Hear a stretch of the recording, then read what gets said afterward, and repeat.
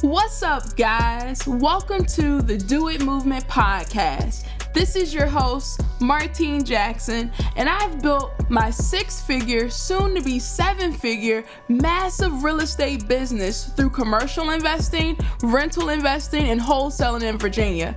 After college, I worked a series of jobs that I absolutely hated and decided to take life into my own hands. What my journey has shown me is one very important thing. Knowledge is not power. Applied knowledge is power. Each week, I bring you a powerful guest or tip to unravel the real estate game, and my challenge to you is that you take some of that knowledge and do something with it. The Do It movement is here to help you create the life you desire through real estate. Now let's get to it.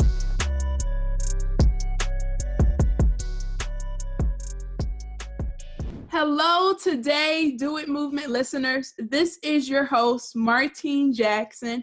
I'm here today with my great friend and great investor, Zack Broaddus. How are you doing today, Zack? I'm good. Thanks for having me on, Martine. I'm glad to have you on because I want to say, when did you start investing in real estate? Like what year? Probably about the same time as you. Maybe it was. That's what I was thinking. Yeah, I think we started around the same time. And I realized, I was like, oh, this guy's serious. Like, he's out here making it happen. So I appreciate you for accepting my invitation to be on the podcast because I know you have a lot of knowledge to share, even though you like to downplay it sometimes, but you're very knowledgeable. But anyway, for the folks that they may not know who you are, just share who you are, what's your story, why'd you get started in real estate? Okay, so my name is Zack Broaddus, and I live in Richmond, Virginia. I went to college at a little school called Randolph-Macon. And at the end of my college, maybe the last semester before I graduated, I got a hold of Rich Dad, Poor Dad. I think I just read like a PDF online. Mm-hmm. And I really liked what it was saying, and I had a friend that had just read it too. And, you know, he was talking to me about he wanted to start up a wholesaling business. Right. And so, you know, we kind of met once a week while we were still in college, and we didn't ever get any deals, or we never really did anything all the way. But you know, we were doing like dabbling in it. Like we'd stick a few signs out on some nights, and you know, we'd call people from Craigslist, and you know, every once in a while we get to go see a house. I mean, we never really made like a plan of how we were gonna split up the money or anything, or who was going to put in what money for what. We were just kind of like, all right, we read that you're supposed to do these things. Then so we just did them and see what happened. So you read Rich Dad, Poor Dad. What sparked your interest in, I guess, even picking that book up? I the same friend that I was telling you about that I started, I guess we partnered with, I was just looking on Instagram one night when I was in my college dorm room, and he posted some quote from it or something, mm-hmm. About the things that the guy learned from his rich dad and his poor dad, and I guess wherever I was at that time, it just really struck home with me. So, right. I did some research on it online. It's pretty easy to find a book online. I didn't have any money. I mean, I was in college. Right. I just found a free PDF, and I started reading it, and I was like, that was like, no way. Because like I always had this idea that, I had seen like Wolf of Wall Street, and I had seen like all of these people and there's even people in my town that had like made a lot of money and gone broke and then made money again. Mm-hmm. So like I had this idea in my head that it's not like something like you don't ever save your way to all this money. It's not like all this saving. It's like people that know how to make money know how to make money. So that's why that book really interested me, and I was like, wow, so this is it. This is what you got to do to make money. Right. Yeah, okay. That cash flow game, I love that cash flow game. Do you see it? Yeah, I remember coming over to your house and playing it that one time. Yeah, I love that game. It's really fun, and then it just helps you put things into perspective, and especially because we're already doing things in real estate, we're like, oh, we can like start doing this stuff right now that we're learning about in the game. So that's some good stuff. I just remember that like when I first started taking real estate seriously, I made a goal saying that I'm just going to go to all the meetups. Like, I'm just going to go to all the meetups every month, whether I feel like going or not, don't care, because It's something that they have there that could help me. So I started coming to all the meetups, and I noticed that you were always there. You were always there too, and I was like, oh, this guy's serious. And I saw that you were making deals happen, whether they went through or not. You were moving and shaking, so it stood out. It really stood out to me. Yeah, I mean, the reason I made the same pledge when I first started. I said, look, I'm going to go to every meetup group that I had. But, I just found Meetup. I guess that's what everybody used back then. It's a little bit different. But yeah, I just joined all the groups. I went to every single one of them, even the ones where it was like, you had to do a deal to be here or whatever. Right. I just go and see if they throw me out and present whatever. What's the worst you could do? Kick me out? Oh, well. And the thing is, like, I always had deals because, like, when I first started, I was always just calling people on Craigslist, and I'd go see all these houses, and I didn't know what a deal was, and I was terrible at making comps, and I was even worse at making repair estimates. I still can't make a repair estimate. But I would just put it under contract at whatever this person would say. She's like, oh, she said she wanted $40,000. I'm like trying to negotiate with her for $35,000. I don't know if it's a good deal or not. I'll let the market tell me. $37,500. Like the real price on the contract should have been like $12,500. Right. So it's like I'm presenting all these deals at all these meetups. It's like, oh yeah, Zach's got more deals. And I get nothing good.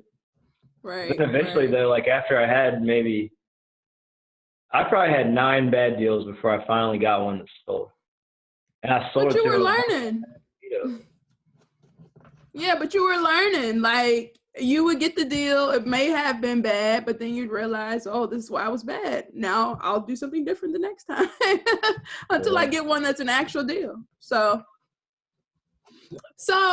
today, what I want us to talk about is let's talk about you're like in my opinion, you're an expert at land. You know how to make a deal from land. You know how to make money off of it. You know how to evaluate it. And a lot of people don't know that. A lot of people, especially if they started out wholesaling, unless they're a builder or they work with a builder, they don't know too much about land. And there's probably other things you can do with it besides getting someone to build on it.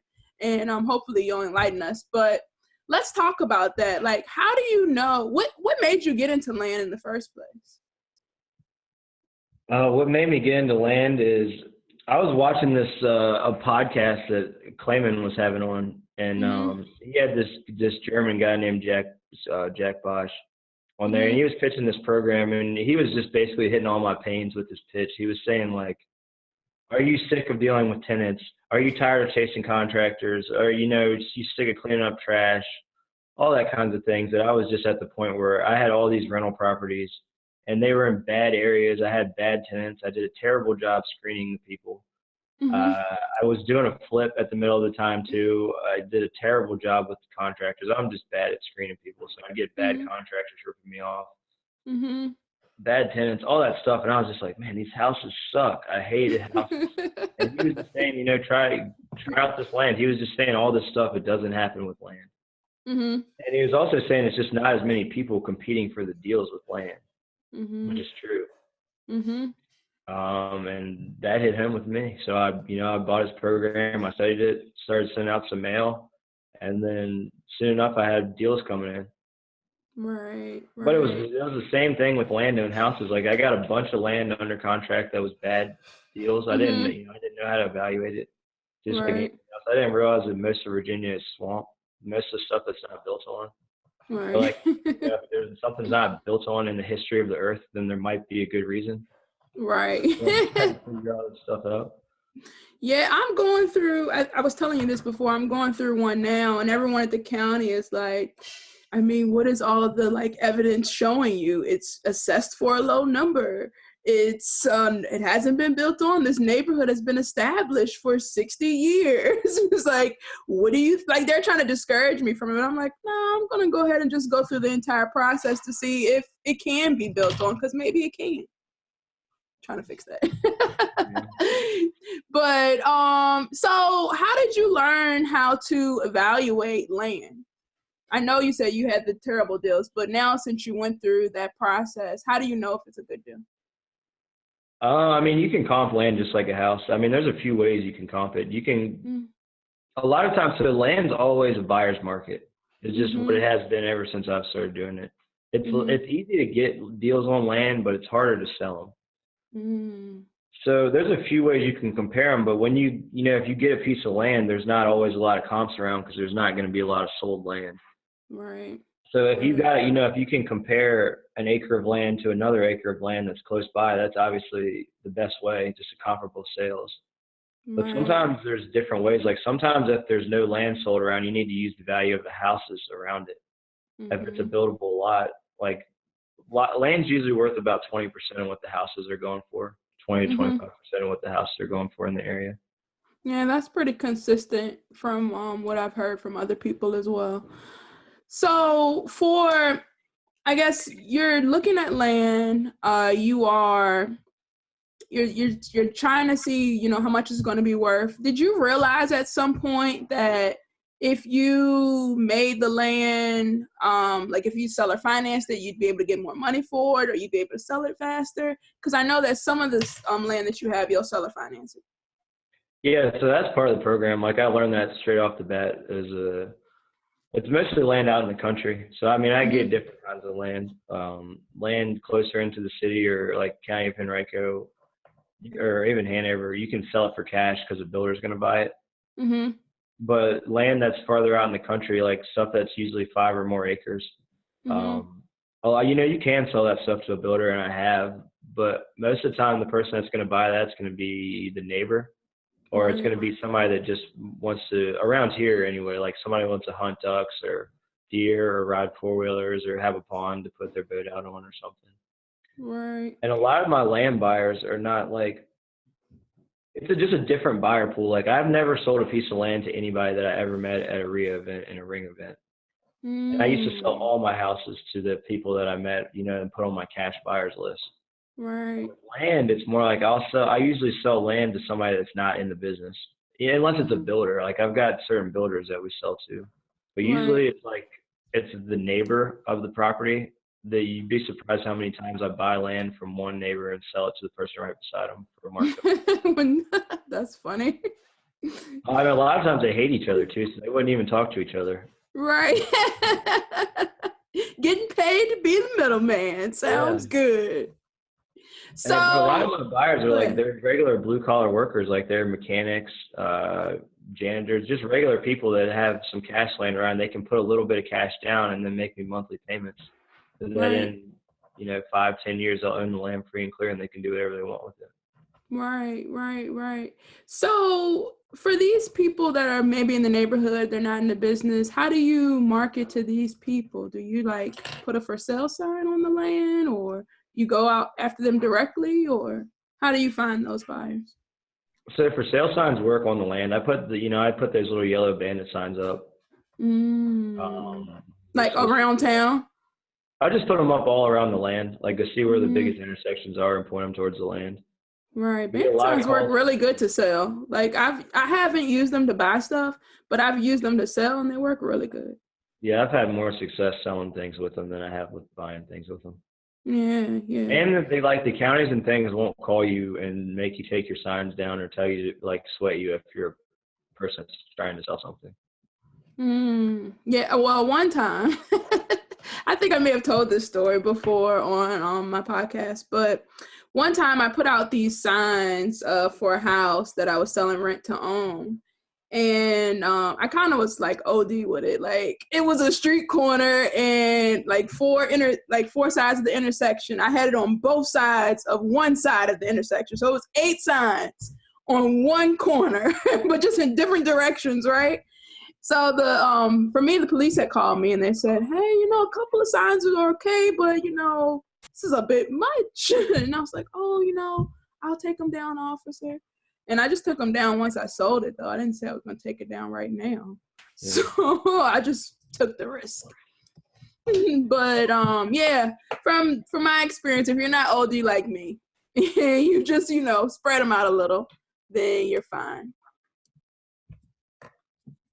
Yeah, so that's a good way to find buyers. I have an email list too Okay. for people that have just expressed interest. I have a website. I get a lot of people going to my website. I have Mhm. a lot of realtors on the list that I'll email that have people that are looking for stuff. Mhm. Um, I definitely mail all the neighbors. If we ever get a piece of land, I send a piece of mail to everybody that's got a parcel around it. Right. let them know what we have. That's smart. That's And do about you it. do Facebook you just Marketplace. Facebook Marketplace, actually, that is a killer. I've heard. Facebook I've done a Marketplace couple helps of things. land. Like I've done for rent on there, but people are saying like they're wholesaling deals on Facebook Marketplace and everything. Like You it's get a hot. ton of traffic from Facebook Marketplace. So are you advertising it as, hey, we're going to sell or finance this land to you, or hey, we're selling this land, and then once you talk to them, you'll decide, hey, we can finance it if you want, or how are you doing that? I'm always advertising. Well, I'd say 95% of the time I'm advertising it with a cash price with a discount, and a seller finance price where it's an X down payment. Right. Sometimes we don't advertise the seller finance price if it's like a piece of land that we're getting for like 65 and we're selling it for 75. There's not a ton of room in there. I don't want to come out of pocket with that much money. Right. But with these, like a lot of my lands I get them for I can get them for around $10,000, and we can sell them with financing for 40 or 50. So I don't mind if I got 5 out of pocket, they put 5 down, and then they owe me 10 years of payments to make up the rest of the money. That's okay. Yeah. I remember a while back you were saying that you wanted to be the bank. Seems like you became it. Yeah, the land bank. Okay, that's awesome. I'm trying to think of some more questions to ask you about land, but I guess what are some different ways that we can evaluate deals?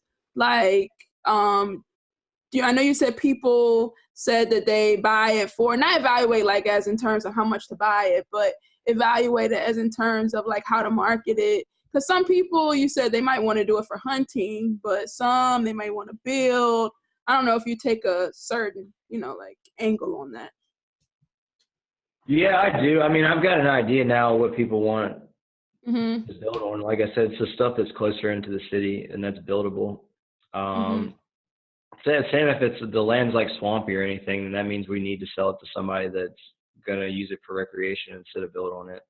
I've learned a lot about land over the past few years, just about septic systems, which is really important when you're out in the country. Wells, because not every single piece of land can get the kind of septic system that you want, and if not, it can be $15,000 or more extra on top of your building costs to build that land. Right. So land with bad soil can really ruin a deal.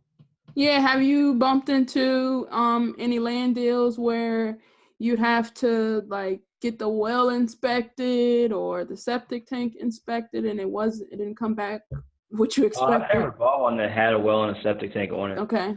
But what they'll do is if you just buy a raw piece of land, like if a builder's going to buy it from you, they'll tie it up under contract and they'll get out somebody to go and poke holes in the ground and test the soil. To see what's called a perk test to see what kind of septic system they can put in. Okay, cool. Is there anything else I forgot to ask you about land? I mean, not really. I mean, land's simple. It's really easy. It's easy to evaluate it. Another thing that helps you evaluate is in some states, I don't know where your listeners are from, but in some states, the assessed value and the market value are not even close to each other. Like in California, they'll assess land at whatever the last sale price was. Same with houses, same with everything. But in Virginia, they'll assess land at what about the market value is, and they try to adjust it every year. Gotcha. So you can really like shoot from the hip and evaluate land just off the assessed value in Virginia. Okay. Yeah, I know someone that I believe he either wholesales land or I don't know, buy, sell, similar to wholesale. And he was saying that, he kind of goes off of the assessed values and he'll do it like he'll try to get a 50% what the assessed value is because he knows that he could probably sell it for the assessed value. So that's really valuable. It's a lot of people that listen in Virginia. It's a lot of people that listen in other states too, but I think a lot of people in Virginia listen to this podcast. So that's very valuable. Yeah, I think a lot of wholesalers too, like when I was first wholesaling houses, if somebody had a piece of land, I really wouldn't even look at it. I was just scared of it. I was like, I don't know what this thing's worth. I don't know who's going to buy it. I'll just rather not do it. I got house buyers on my buyers list. I don't have any land buyers, so we'll just skip the whole land together. And a lot of times you can get the best deals on land. And you would think too, like just because you buy a land for $2,000. Like, how are you going to make any money? But like, I've bought land for 2 and sold it for 12. Same as buying a house for 70 and selling it for 80. $10,000 is $10,000. Right. Yeah, and I think that's true. I think a lot of people, myself included, when I first started, I wasn't looking at the land. Someone would say, oh, it's no house here, it's the land. I'd be like, oh, well, see you later. And then I would move on because I was like, well, we don't know how to evaluate this. But then as time went on, I remember one time I sent a marketing campaign and it was all land. Like, I didn't even try to target land, but it was all land. And I was like, well, I don't know what I picked, but it must have been land because that's what we got. So when we did that, it kind of forced us into really figuring out how to evaluate land. What are people looking for when they're trying to get land? So, and I agree with you. A lot of people aren't really like most people that are investing, they are investing like houses. The competition isn't there for the land. I can imagine when you sent out those land postcards or whatever you mailed them, you probably got a way bigger response rate than you did on your house. They were excited. They were ready to get rid of these these plots of land. Because it is like this. It's like whenever I mail a piece of land, there's nobody else mailing these people. Mm-hmm. So if somebody's got a house in a desirable area that some wholesaler wants to buy, like they might have 6 or 7 postcards from everybody. Mm-hmm. But with land, it's usually just me sending them a letter. Especially in the country. Yeah, another space like that is like the commercial space. Since it's like fewer people doing that, then you don't really have as much competition in that space as well. Yeah. Like if you know what you're doing, you can just have a feast. It seems like everybody's after single family houses. Yeah, that's what I guess because it's easy, it's familiar, it's what everyone talks about. Yeah, there's a million classes online on how to do it. There's people coming into Richmond every other weekend teaching a course on it. Right. Right. So you mentioned Rich Dad, Poor Dad as one of the books that help you start thinking like this, but what are some other books or just resources that you would recommend for people that they may be interested in? If they were interested in land or if they're just interested in being an entrepreneur in general. I guess I read 4 Hour Work Week when I was first getting started too. I just liked the title there. I was like, what? Maybe I can work 4 hours every day. This is great. Right. Another book that's helped me really recently, this one maybe is a little bit more advanced because I needed to make all the mistakes before I could get to this one. It's called Profit First. I have it on my bookshelf back there. Oh, you got it?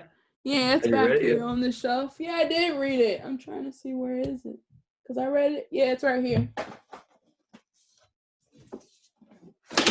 Yeah, that's the one. Yeah, this is a really good book. It tells you how to manage your money that you have coming in. Once you start making money, where should you put it? Yeah, that was a really hard book for me to read too, because it was painful to sit there and go through my business and see.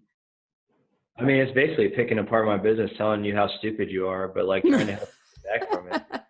I remember I was sitting at this point last year, like I was evaluating my monthly and my financial statements based off what this book is going, and I realized that I'm spending 90% of my gross income in expenses. It's that's when I realized, like, oh my God, I'm making a lot of money, but I'm not keeping any of it. Right. It helped you reevaluate some things. Out is when because I was doing a lot of work, making a lot of money, but I wasn't keeping any of it. Right. Like, what am I doing this for? Right. I think this is a really good book to recommend. I probably need to revisit it myself. I read it maybe like 2 years ago, so it was a good one. It really helped me out by having a lot of different bank accounts. So it helped me, get 5 bank accounts for myself, get 5 bank accounts for my business, just to protect me from spending all my money the way that I did in the past. Right. So do you have any other, like recommendations or any advice you'd like to give to anyone before we wrap this up? Another book I'm reading right now is, I guess the only book I'm reading right now, it's called 12-Week Year. I've heard of that book before. I think someone on the podcast told me about it, and I said I'm going to buy it, and I don't think I ever bought it. Yeah, I need to get it. Yeah, I could give you mine once I finish it. Cool. How are you liking it so far? Because it's making you make a year into 12 weeks, right? Yeah, I read it last year. I read it twice last year, actually. I'm kind of just getting back to it. I think I pushed it a little bit too hard last year, and I kind of burnt myself out. Like going too hard and setting goals that are too big and unrealistic, and I really burned myself out just trying to make too much money too fast. And this year I'm rereading it again, because I want to set some goals for the new year, but not make them as crazy. Not make me have to work too much, like make me still be able to have a life and be happy, but just have a little bit more direction in what I'm doing. Right. I think that's a great point that you mentioned, because a lot of people, they're so ingrained into having these massive goals and, just everything is business, that they're missing out on the other aspects of life. There's no balance. So I think that's great that you mentioned that, because a lot of people don't talk about that. Yeah, I was definitely doing that. I did it. I was stressed out. I wasn't having fun anymore. It was about the same time I was reading Profit First too, so I wasn't having any fun. I wasn't making any money. It's kind of when I stripped everything down around this time last year, and I was like, we just need to start over. Right. Do something new. All right. Are you still doing MLS lists or? Yeah, that's my website. That's where I got land for sale. I don't really have anything for sale right now as land-wise. The only piece of land I got, I'm buying it. Okay. I'm working on cutting it into 4 lots. It's 20 acres, so we're going to cut it into 4 smaller lots. And then I'm going to resell them to builders. And I'm a realtor now, so I'm going to try to get the listings with the builder too. So it ought to be a lot of money coming from that one deal. Yeah, because you're getting it from a lot of different angles. Yeah, a lot of different angles. Yeah, I'm getting the land so cheap too that it's a really good deal. All right, so cool. That's awesome. Okay, well, I really do appreciate you being on the podcast today. You gave some valuable content about land. I hope this clarified some things for some people. I think a lot of people overthink land. They think it's a lot harder than it is when it's actually very simple. But yeah, I think that's what we do as people. We complicate things. So hopefully this gives some clarity to some folks that they want to learn a little bit more about land. Anything you want to leave the people with? No, that was it. I appreciate you having me on, Martine. Yeah, thanks for being on. I appreciate it. Until next time, Do It Movement listeners. See ya. All right, Martine. I'll see you soon. Thanks, guys, for checking out the Do It Movement podcast this week. I hope we inspired you to make some power moves now. If you haven't already, make sure you follow us for more info on our guests and new episodes at Do It Movement Pod on Instagram and at doitmovementpod.com. Make sure as you apply some of this knowledge, you tag us along the way by adding #DoItMovement so that we can recognize the change makers. See you next week.